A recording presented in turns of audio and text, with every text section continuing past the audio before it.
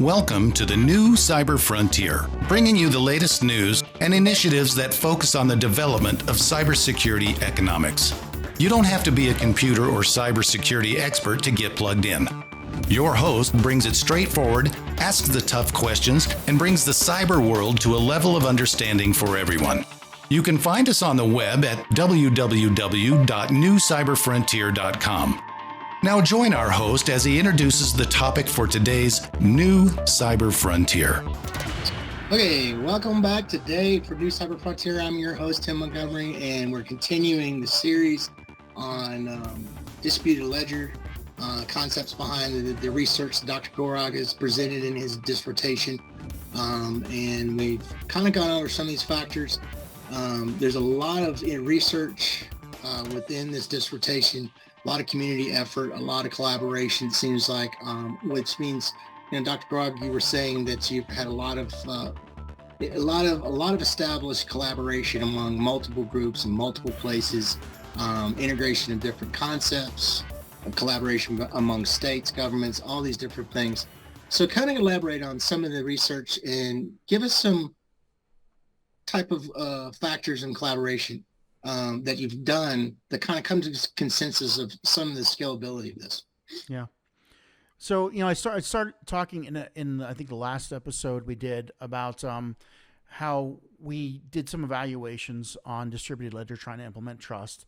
And we knew the numbers of target. We knew that we had to get to billions of transactions, and we found that we just couldn't get there.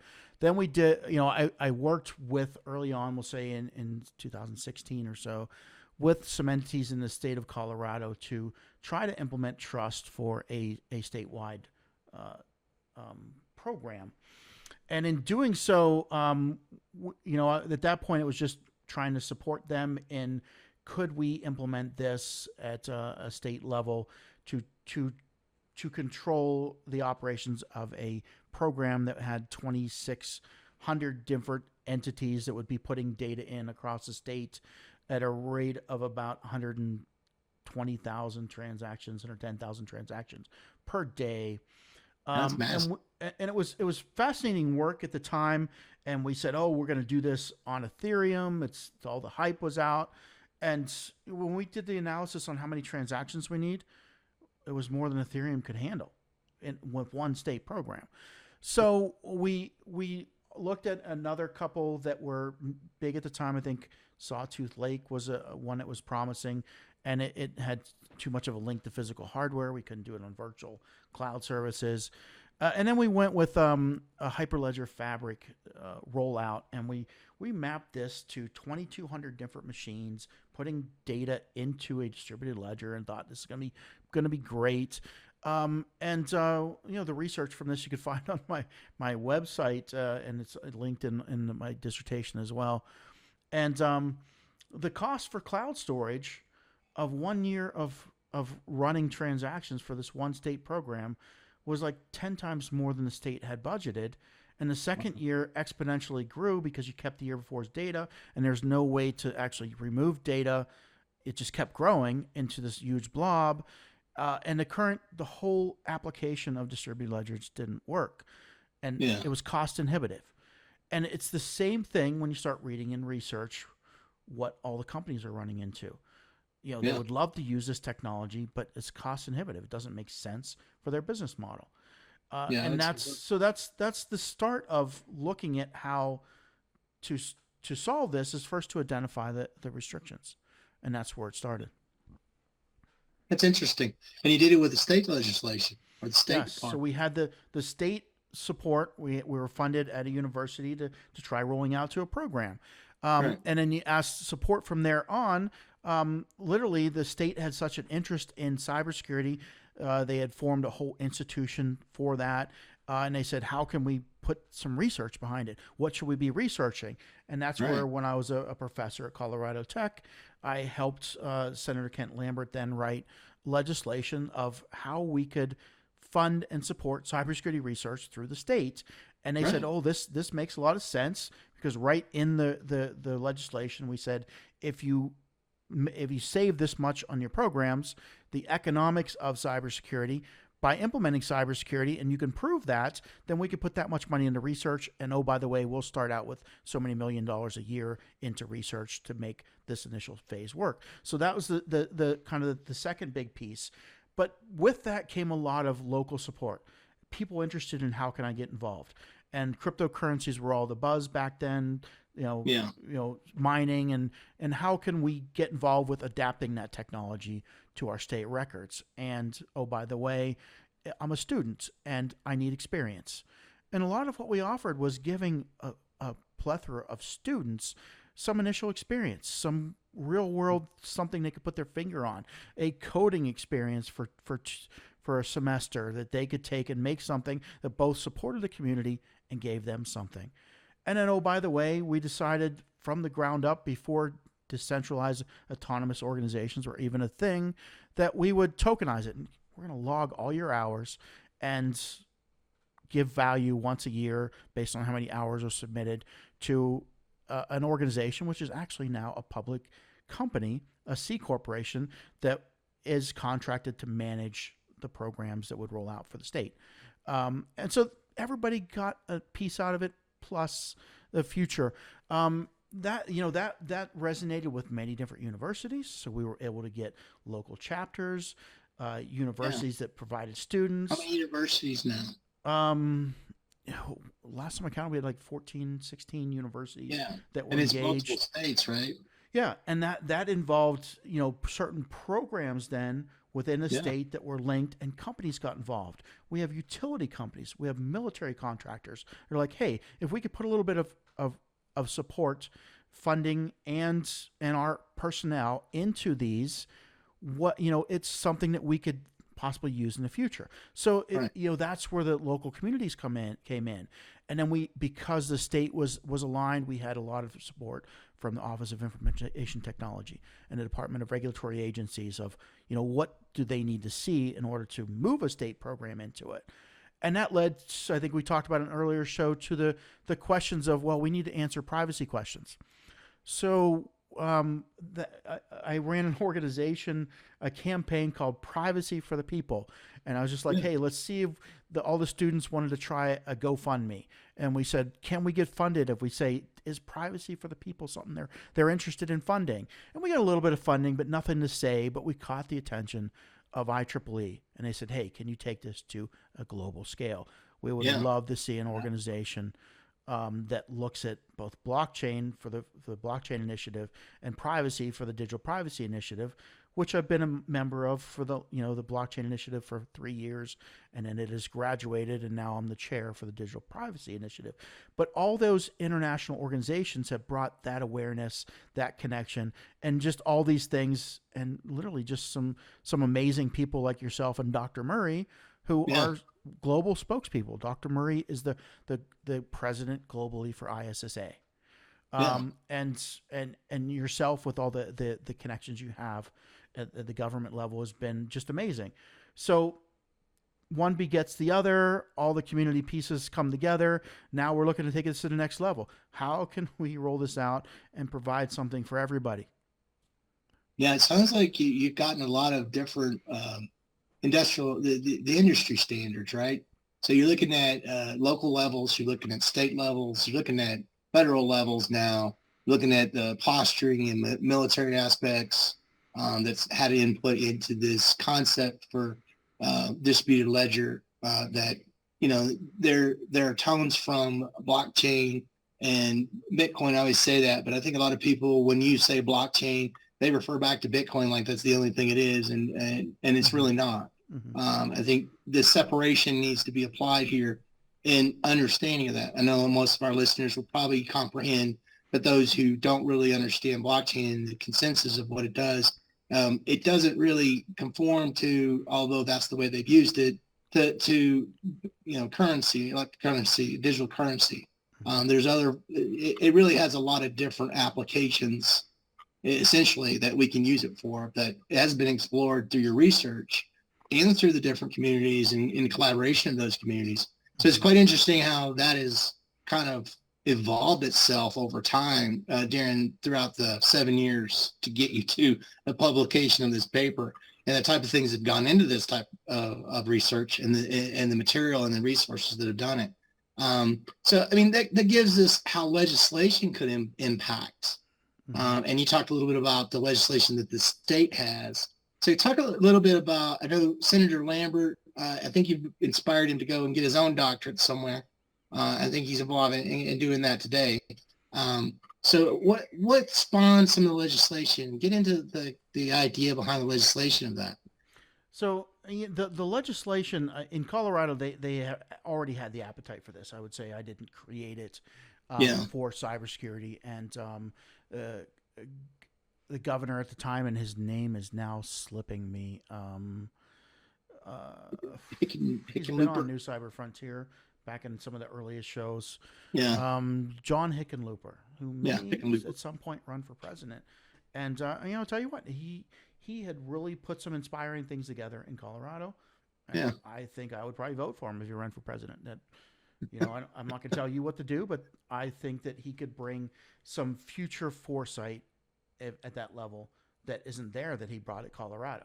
And that foresight was to say, how can we use our tax money for economic development and to get more economy and more business in the state at a later point? Yeah. Now, I would say, he was here for a couple of years. The legislation was put through. The current administration, inherited COVID and other things and have been a little bit more absent from this discussion. But, maybe for good reason. They have other things they're focused on. But the appetite then for, how can we put a little bit of money behind it to sponsor education, to sponsor research and development, to sponsor new technologies, is a similar thought process at the national level, at the SIBR, the SBIR process, small SIBR, small innovation business. Yeah. Small business similar process to seed the economy. But in this case, it had a direct purpose to try to bring things into the state that the taxpayers wanted in terms of privacy, security, and government oversight with those controls. Yeah, it seemed like a win-win because you got research, development, you got students that contributed to some of the evolution of this that supported furthering understanding of how blockchain can be applied to concepts and applications across multiple industries. You guys worked, and you work continuously, I think, with utility companies now, right? Through that effort is to evolve the SCADA, how that will impact power in your home and the possibility of a malice act we refer to as terrorism a lot of times, and use of those utilities towards those acts. So the nature of this thing and the amount of people and different resources, things that have applied themselves faithfully to growing this is massive at this point. Even, we talked about universities, 13 of them. We talked about legislation in the state. We know there's initiatives in Congress to actually try to apply security measures across the board. We talked about the effort of zero trust in itself, but could be implications of this type of research, right? So the community is very supportive across the board, multiple industries, multiple ways. So, I mean, I guess the next kind of questions that we refer to as some of the questions I was looking at is the societal aspects of how this might impact the society in itself. We go back to the concept of individual value too. So what are some of the societal, do you believe there's any societal proposal or opposition to such technologies that imply, it doesn't sound like at least the community that has been, actually working in it, they all see it as, a very good thing. You talked about the privacy, the trust that derives from the individual being able to in the digital age. So do you think there's any opposition in society, and what are those? What might they be? An interesting kind of, dilemma, progression of events over time, where at certain times in the history of the cybersecurity industry, cybersecurity has been viewed negatively as either Big Brother watching, Yeah. as tracking, as intrusive, as and there's always a contrast there. And I would say in some aspects, the nature of how the cybersecurity industry has developed and or hasn't developed is partially because of that.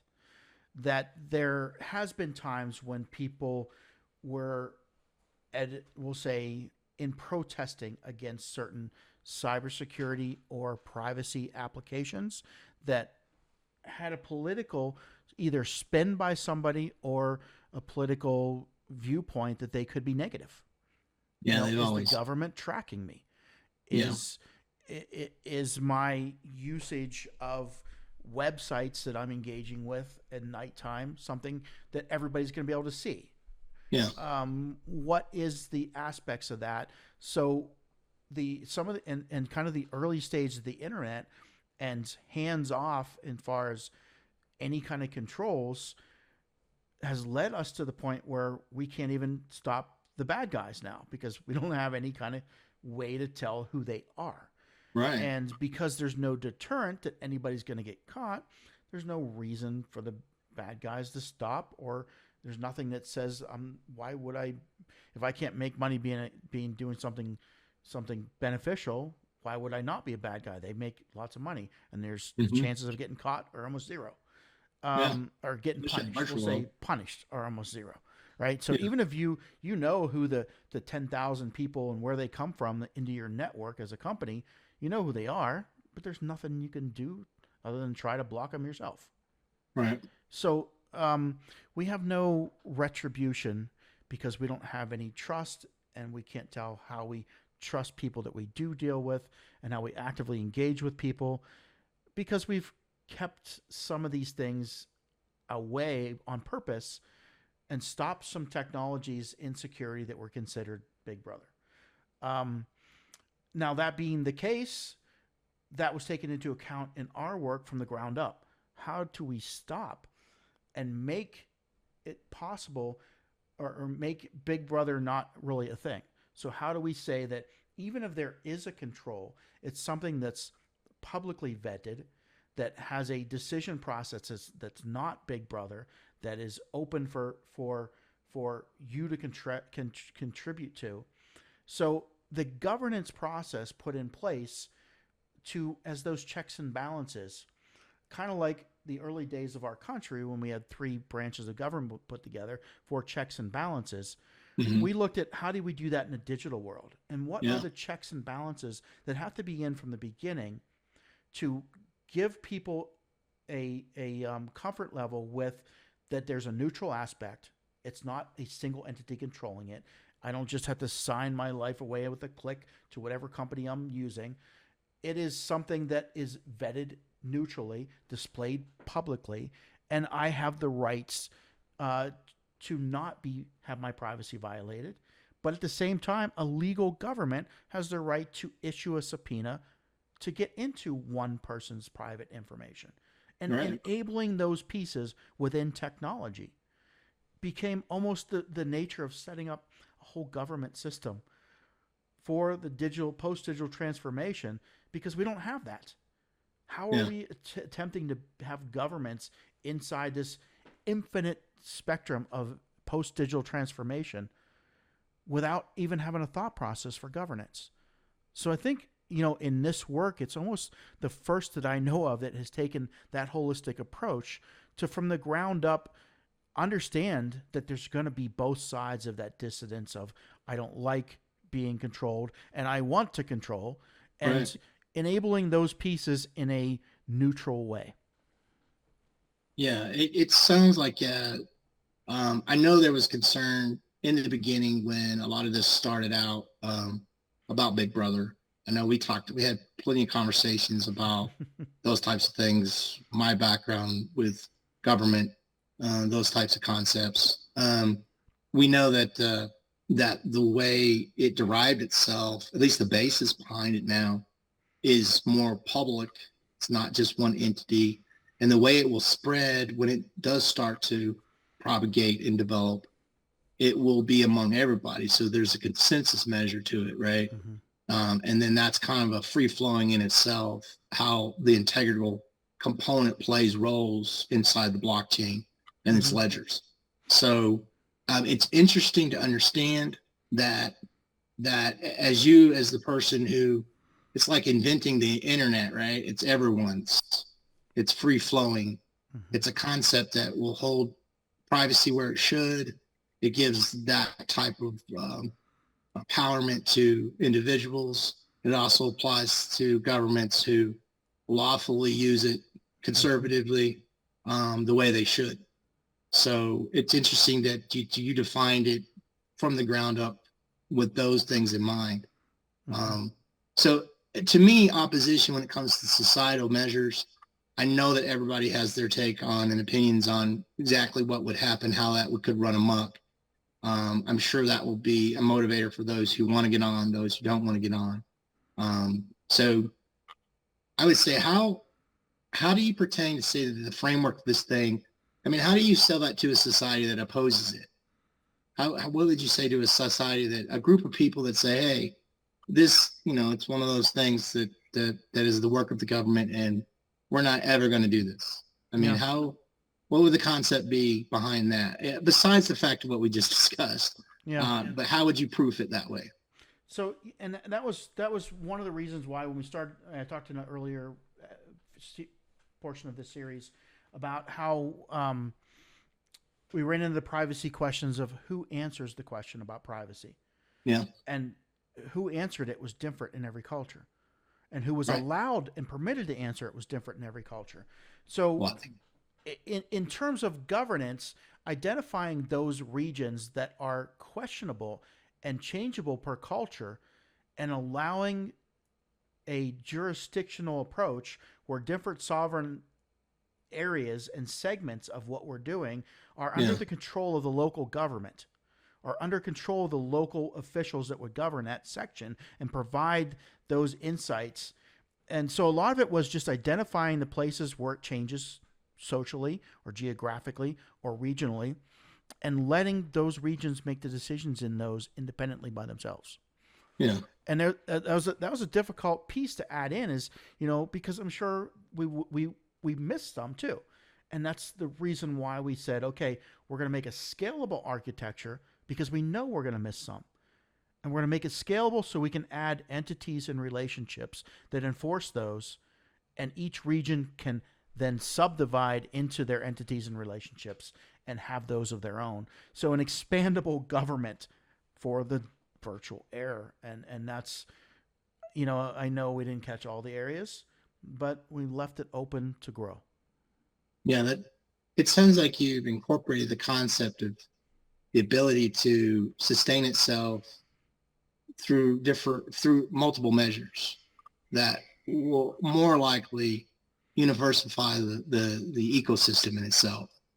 Talk a little bit about the ecosystem of specifics of how the blockchain ledger applies itself across such a scope that you talked about with the community aspects to it, the governance aspects to it.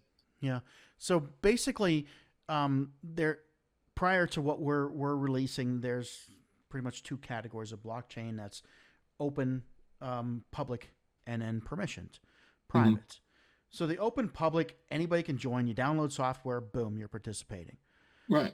And that is problematic in certain areas where you want to be able to vet who's on it, right, and know who they are. So companies came up with here's a private, permissioned one. Right. And that has the problems of, one company handles the permissions, but multiple companies participate. How do we trust their ability to set permissions? So now how do we distribute that ability to set permissions? So literally we went with a hybrid approach between the two that says anybody can register. Yeah. They can start participating. Their trust is maintained, so we know how they participated over time without knowing their full identity and all their privacy things. but we can have a trust score for them. And then should they reach a punitive action that they need to be disengaged, then that capability is there by the neutral governance, which is jurisdictional and done by public vetting that everybody can see it being done. So now you can see who had those measures taken against them or whatnot. But basically saying that anybody can participate, anybody can register, but you have to do it within the bounds of the actively synchronizing. So it's called a synchronous trust consensus model, and maintaining a certain set of behavior, which is what would be considered good behavior. And you're incentivized by your trust score going up the longer you have good behavior, which gives you more incentive released to you for your higher trust level. That's interesting. Yeah, you talk about the consensus model. So how does governance seamlessly integrate into the consensus model here? And what specific implications does the synergy of such things have on the overall manageability and discussion-making processes within the ecosystem? Yeah. So everybody has to register to operate a ledger. Then every global period, which is a 3-tier consensus, the consortium body puts together which ledgers have participated validly, and they're authorized to operate in the next period. Okay. So that control structure implements something that also has been missed socially in the, we'll say, the cybersecurity world, is the ability to enforce compliance. So it's done neutrally, openly. Everybody can see what's coming down the pipe before it happens. But yet we can say this entity is now being engaged to do this operation, and their time to do that starts tomorrow. And every day that they have good behavior, we continue to authorize them to work in the next period.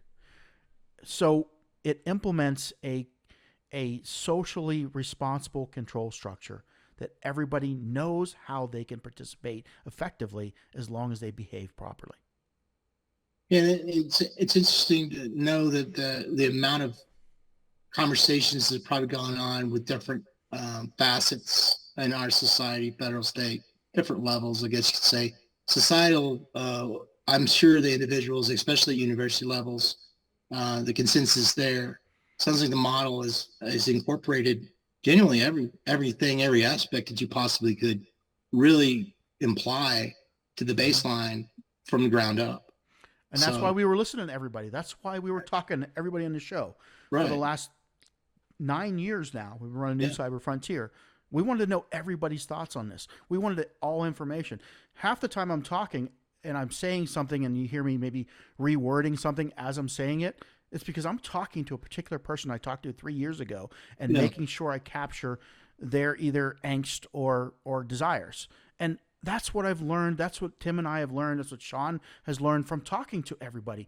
We're pulling everybody and making sure that we have a wide participation to not only what is happening now, what's the best practices, which Dr. Murray is now the president of International for ISSA and doing wonders there. But what is the future look like, and how can we start actually forming that to be the best for the needs of everybody that we've been pulling? It sounds like that is in your research. It's evolved at premature level at this point. So it sounds like a great baseline behind the start. I'd say the most mature level in cybersecurity, though, is the awareness that you're never mature, and that you always need a way to reset and come back around and recover from a compromise, from a backtreading, from a violation. And that's the big thing that we heard from you guys for 9 years, is that no matter what we put together, has to have a wayback machine, has to have a way to reset and a way to get out of where we're at, because we know nothing is 100%. Right. And so it's an evolving solution that constantly modifies in accordance to a lot of different variables, all placed at different various communicative levels. And the technology itself, how it's distributed, means that the physical aspects of it, well, it'll never be deterred. I mean, you'd have to destroy an awful lot of things once it got distributed to certain relevant points. So, I mean, it sounds like the type of research you've done is it's almost to the next level, above and beyond some of the things I think I've seen in the last 5 years. So it's quite the amazement to understand it in its depth. So it's great to have you on. We're running out of time, so got any last few words here for this show? Yeah, just in closing, I mean, and thanks for saying that the level we're at, I would say that we hope that we can get to the point where we influence and change the world in several different ways. Yeah. And there's lots of ways that if you're listening, you can be involved with this. This distributed ledger that we've talked about and this capability is going out to the markets. We are going to do an initial token offering. Keep checking back for that when it comes out. Support with the the preemptive purchasing of tokens to be involved. It's not for a speculative. It is our tokens are for actually implementing the blockchain and working with it. So it's a different animal. Make sure you understand the animal, but there is ways that we're going to offer discounts for people coming on early, and you can get in soon here when this comes up in the initial token offering. So look for ways to keep in touch with us about those releases coming up. Yeah, and I think another thing to add on that is the society itself. It needs to be involved. I like certain communities. I mean, I think like SharePoint, and not to compare the two, but the community effort that gets put into SharePoint, it blossoms the idea behind the platform in ways that I don't think people know it could shift to if they could just give the empowerment over, being involved is what I'm saying. So I think this is the same relevance when it comes to this. And we're looking for developers too. So if you want to get involved with some of our community source projects, like an open source, but the community agrees to keep the technology in the community, reach out. Yeah, there's several different, any level you're at with any type of aspects when it comes to this is always worth, the consensus. The society needs to be playing a part in it. We want that. I think with this system, I think it makes it flourish more the more society becomes involved in it. So anyway, this is it. We're out of time. We appreciate you, Dr. Gorok, for coming on and discussing some of the research you've been doing. Fascinating stuff. I've always been interested in such concepts, and it's just amazing to me that this thing seems to be going to that next level now. And it's just, I know it's in your brain all this time. It's trying to get it out so other people can see it, and it's taking a while, but sounds like that's what's happening here. So anyway, this is it for us for this edition of New Cyber Frontier. I hope everybody enjoyed the conversation, and be safe out there, and we'll see you next time. Thank you. Blockframe Technology offers next-generation blockchain-managed trust and security. Unique non-fungible tokens are used to secure software bills of materials to provide data quality and security for every transaction in your supply chain. Deploy advanced peer-to-peer product security, scale zero trust capability to millions of IoT devices, allow vendor tracking and accountability, and rapidly reset from compromise. Unchangeable, time-sequenced blockchain data provides next-generation security using machine learning trust algorithms and